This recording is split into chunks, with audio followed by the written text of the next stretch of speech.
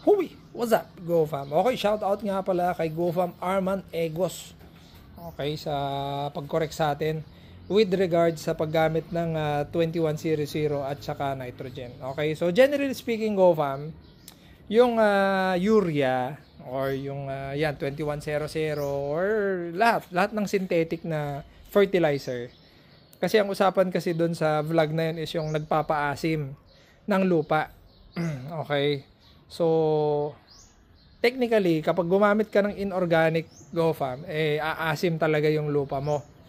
Okay, kasi nga ay chemical siya. Kumpara dun sa mga inorganic, parang yung mga ipot yung tayo ng mga manok, diba? Or yung sinasabi nilang mga green manuring, ayun talagang nagpapaganda ng lupa. Ito, ayan. So, pero kaya lang, ang usapan natin ay puros mga inorganic, GoFam.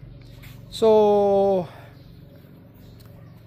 doon sa usapin, yung 2100, ito ay pag ginamit, compared assuming na parehas yung volume na ginamit mo dito at saka dito.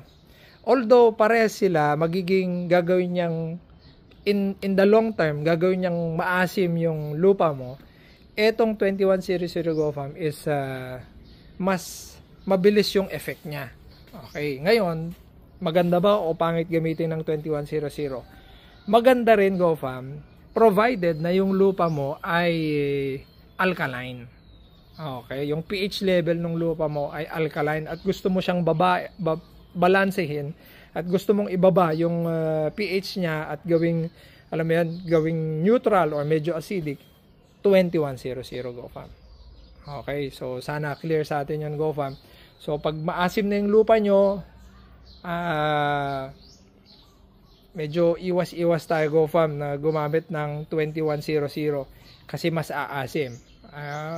Pero depende naman sa crop yan. Pero ang usapan natin ay mais at palay. Siyempre ang mais at palay ayaw niya ng acidic na lupa, GoFam.